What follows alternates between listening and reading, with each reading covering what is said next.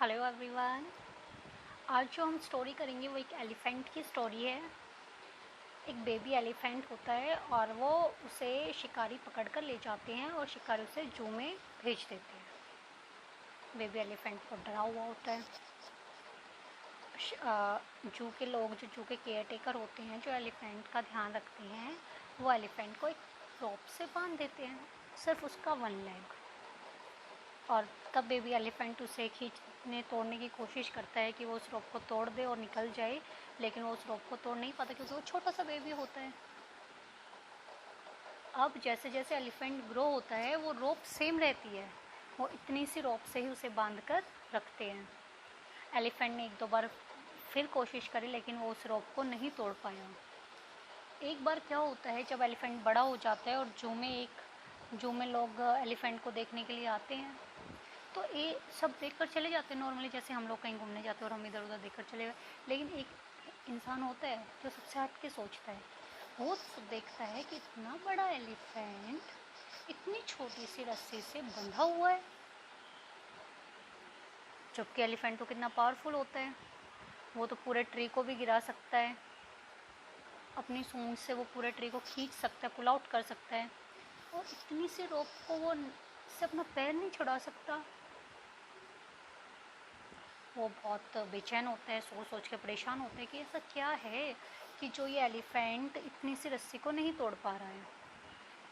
वो care taker के पास जाता है और केयर टेकर से पूछता है कि एलिफेंट इतना पावरफुल एनिमल है, इतना पावरफुल जानवर है कि वो पेड़ को ईज़िली तोड़ सकता है, गिरा सकता है, वो इस छोटी सी रस्सी को क्यों नहीं तोड़ पा रहा है।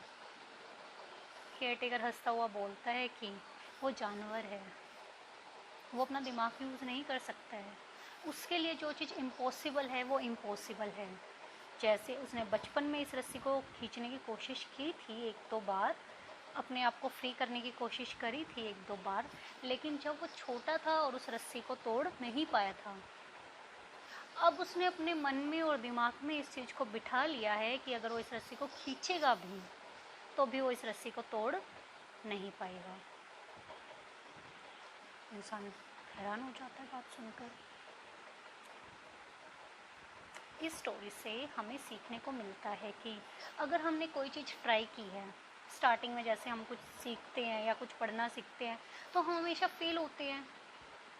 बहुत कम ही ऐसे लोग होते हैं जो 1 और 2 ट्राई में किसी चीज़ को कर पाते हैं।